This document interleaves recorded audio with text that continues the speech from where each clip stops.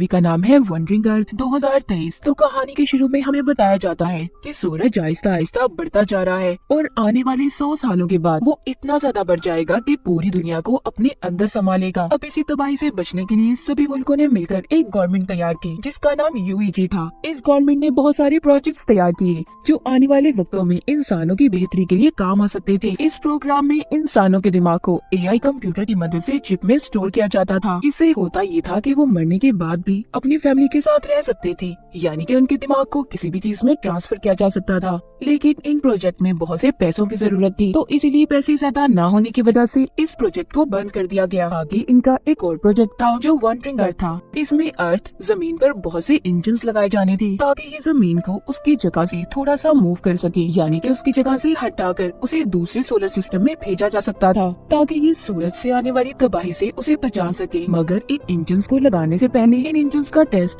चांद पर भी होना था ताकि पता चल सके कि ये तजुर्बा इनका सही से काम कर सकता है या नहीं। अब इस काम के लिए अलग अलग मुल्कों से बहुत से एस्ट्रोनॉट खलाबाजों को चुना गया था। अब हमें एक एस्ट्रोनॉट लियो दिखाया जाता है। यहाँ पर जो एआई वाला प्रोजेक्ट था उसके बंद होने की वजह से बहुत से लोगों ने एहतजाज करना शुरू कर दिया था क्योंकि वो इस प्रोजेक्ट को पूरा करने का कह रहे थे। तभी कुछ एहतजाज करने वाले लोग इन एस्ट्रोनॉट पर हमला कर देते हैं। यहाँ पर एक लेडी एस्ट्रोनॉट जिसका नाम हैन था वो इन लोगों का मुकाबला करती है और उन्हें रोक लेती है। इसके बाद सभी एस्ट्रोनॉट्स को एक एलिवेटर की मदद से चांद पर भेजा जाता है। ये एलिवेटर इन सभी को 90,000 मीटर की बुलंदी पर इनके स्टेशन पर पहुंचाने वाली थी। सब उस स्टेशन पर पहुंच जाते हैं जहां पर इनकी ट्रेनिंग शुरू हो गई थी।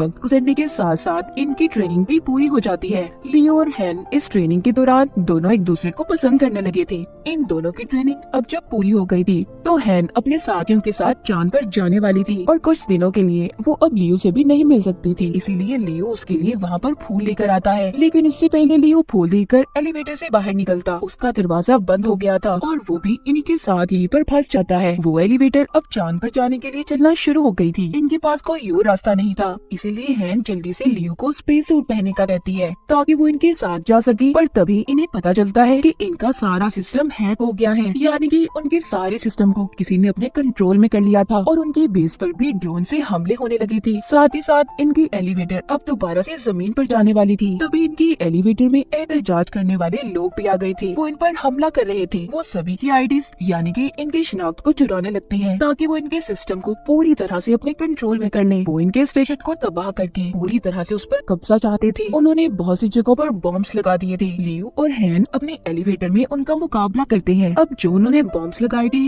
वो फटने लगते हैं। एक बॉम्ब जो उन्हें एहतजाज करने वाले लोगों ने इनके एलिवेटर में भी लगा दिया था, जिससे वहाँ पर अब बहुत बड़ा धमाका होता है। इनका एलिवेटर दोबारा से जमीन पर आ गया था। अचानक से जमीन पर गिरने की वजह से बहुत से लोग मारे जाते हैं और काफी सारे लोग जख्मी भी हो गए थे। अब इस तबाही के बाद बाकी के मुल्क जो यूएई से जुड़े हुए थे वो चाइना को वार्निंग देते हैं कि उन्हें अब जल्दी इंजन की टेस्टिंग चांद पर करनी होगी। इसके बाद हमें इनकी एक और टीम दिखाई जाती है जो पहले ही चांद पर बसी हुई थी। हम एक आदमी हैंग्यू को देखते हैं जो अपने कैप्सूल से बाहर आते ही अपने कंप्यूटर के पास जाता है और अपने कंप्यूटर पर अपनी बेटी से बातें करने लगा था। तभी वहाँ जमीन से कुछ एस्ट्रोनॉट्स आते हैं जिनमें इनके लीडर भी थे, जो आकर अपनी टीम को बताते हैं कि हमें इंजन टेस्ट मिशन को कुछ महीनों में पूरा करना होगा। ये यहाँ पर इनकी मदद के लिए और भी बहुत से एडवांस सुपर कंप्यूटर लेकर आए थे जो इंजन को चलाने में इनकी मदद करने वाले थे। यहाँ पर हमें ये भी पता चलता है कि जो डिजिटल लाइफ प्रोजेक्ट था जिसमें इंसान के दिमाग को एआई की मदद से एक चिप में स्टोर किया जाता था, उसके हेड पहले हैंग्यू और इनके लीडर हुआ करते थे। मगर अब जब उस प्रोग्राम को बंद कर दिया गया तो इन्होंने यहाँ पर इस प्रोजेक्ट पर काम करना शुरू कर दिया। हैंग्यू यहाँ पर अपनी बेटी से बातें करने लगता है। यहीं पर हमें ये पता चलता है कि कुछ सालों पहले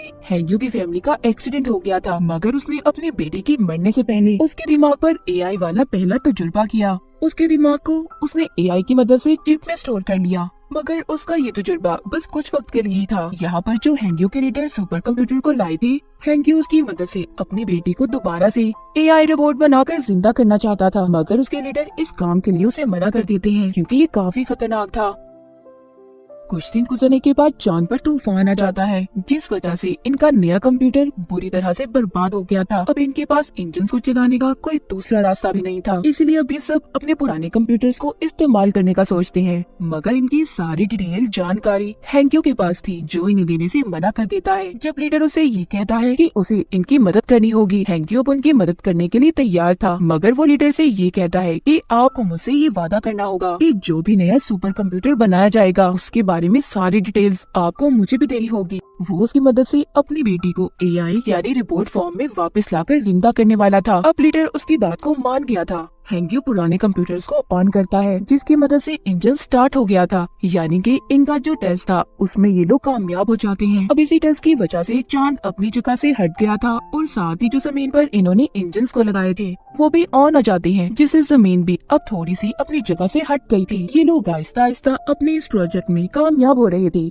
जो सूरज की वजह से तबाही होने वाली थी, इनका वो डर भी अब खत्म हो रहा था। सब कुछ ठीक होने के बाद जैसे जैसे वक्त गुजरता है, UAG ने और भी बहुत से प्रोजेक्ट को स्टार्ट किया था, जिसमें इनका एक और प्रोजेक्ट जो अंडर सिटी था, जहाँ पर इन्होंने जमीन के नीचे कुछ शहरों को बनाया था कि अगर जमीन पर कोई तबाही हुई तो बहुत से लोग वहाँ पर जाकर रह सकते हैं। मगर वहाँ का टिकट हर किसी के पास नहीं था। इसके बाद हमें कहानी में हैन और लियो दोबारा दिखाए जाते हैं, जिनकी अब शादी हो गई थी, उनका एक बेटा भी था। पर जब ये लोग मिशन पर गए थे तो उस वजह से हैन को कैंसर हो गया था, इसीलिए उसकी हालत बहुत खराब होती है और वो बहुत जल्दी मरने वाली थी। अब नए सुपर कंप्यूटर्स भी बना दिए गए थे, उनके अंदर बहुत सी एडवांस टेक्नोलॉजी को भी डाला गया था। उन्हीं में से अब एक कंप्यूटर जिसके सामने लियो बैठा था, वो कंप्यूटर उसका इंटरव्यू ले रहा था। यहीं पर हैंक्यू भी उन्हें देख रहा होता है। जब रात होती है तो रात को हैंक्यू अपन कंप्यूटर्स के पास जाता है। जैसा कि हम जानते हैं, वो इन कंप्यूटर की मदद से अपनी बेटी का रोबोट बनाना चाहता था, पर यहाँ तभी इनके हेड आ जाते हैं जो हैंक्यू को ये सब करने से रोक रहे थे। मगर इससे पहले हैंक्यू ने बहुत सारे कंप्यूटर के सिस्टम्स को खराब कर दिया था, जिसका नुकसान चांद पर जो इन्होंने इंजन्स लगाए थे उन्हें होता है।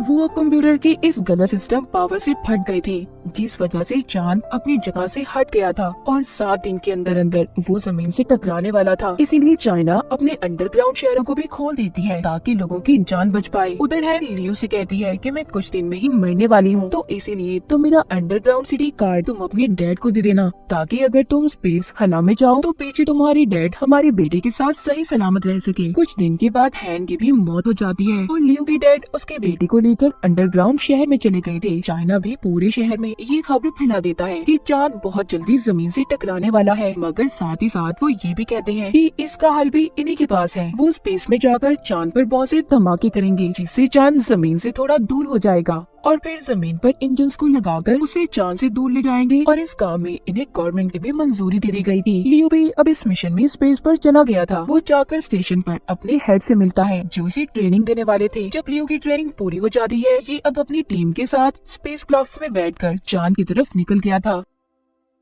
इनका काम था कि चांद पर जाकर जगह जगह बॉम्ब्स को गिराना। अब जब ये लोग बॉम्ब्स को गिराकर वापस से लौट रहे थे, तभी एक दूसरा स्पेसक्राफ्ट अनबैलेंस होकर इनके स्पेसक्राफ्ट से टकराकर तबाह हो जाता है, जिस वजह से इनका स्पेसक्राफ्ट भी खराब हो गया था। ये लोग जल्दी से अपने कैप्सूल की तरफ जाते हैं, मगर ये 4 थी और कैप्सूल में सिर्फ 3 सीट्स थे। इसीलिए लियो अपने साथियों की जान बचाकर उन्हें भेज देता है और खुद यहीं पर रहने का फैसला करता है। जमीन पर हैंक्यू और लीडर भी आ गए थे, जहाँ पर आकर इन्हें ये पता चलता है कि हर चीज को ठीक करने के लिए उन्हें इंटरनेट सिस्टम को ऑन करना होगा, जो कि अब खराब हो चुका था। अब ये सारी टीम समुद्र के अंदर जाने का फैसला करती है, जहाँ पर इनका एक और स्टेशन था। लीडर और हैंक्यू को भी समंदर के अंदर जाकर सुपर कंप्यूटर की मदद से इंटरनेट को ठीक करना था। इनके साथ 2 रोबोट्स भी थे जो पावर स्टेशन तक आने के लिए इनकी मदद करते हैं, मगर ओवर पावर होने की वजह से इनका एक रोबोट खराब हो गया था। इसीलिए अब इन्हें सुपर कंप्यूटर की मदद से ही इंटरनेट के सिस्टम को ठीक करना था। उधर बॉम्ब के फटने की वजह से चांद का मलबा भी अब जमीन पर आकर गिरने लगा था,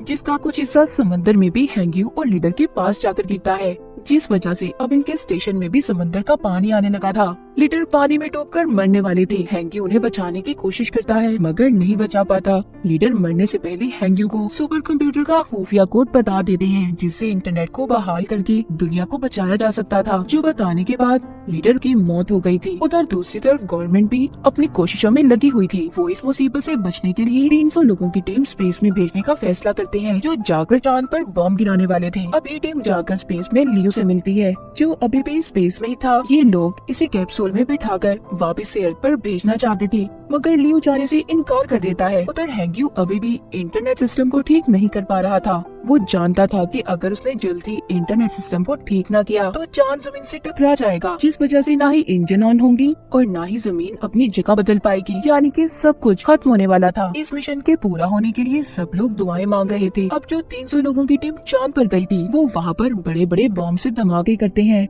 जिस वजह से चांद अब अपनी जगह से हटने लगा था। हैंग्यू भी उधर समझ गया था कि ये इतनी जल्दी इंटरनेट सिस्टम को ठीक नहीं कर सकता, इसीलिए वो यहाँ से अपने दिमाग को भी वो सुपर कंप्यूटर में डाल देता है। हैंग्यू की पानी में ही मौत हो गई थी। जब सबको ये बात पता चलती है कि हैंग्यू मर गया, सभी की उम्मीदें टूट गई थी, क्योंकि उन्हें अब ऐसा लग रहा था कि दुनिया खत्म हो जाएगी। पर हैंग्यू के मरते ही सब कुछ उसका दिमाग सुपर कंप्यूटर में ट्रांसफर हो गया था। वो कंप्यूटर खुद ही इंटरनेट कनेक्शन को रिस्टोर करने लगता है। अब जमीन पर सभी इंजन्स को भी चला दिया गया था। दरअसल उन सुपर कंप्यूटर्स के अंदर अब हैंग्यू का दिमाग था। इस वजह से इंटरनेट के ठीक होते ही सभी इंजन स्टार्ट हो जाते हैं और चांद भी जमीन से दूर हो जाता है। ये मिशन कामयाब हो गया था, पूरी दुनिया बच गई थी, सभी खुश थे। इन्होंने अपने नए सफर को शुरू किया था। इसके बाद हमें 2065 में दिखाया जाता है। अब जमीन पर और भी ऐसे ही बहुत से इंजन्स बनाने का काम चल रहा था। लियो भी इसी मिशन में शामिल था। तो इसी के साथ ये कहानी यहीं पर खत्म हो जाती है।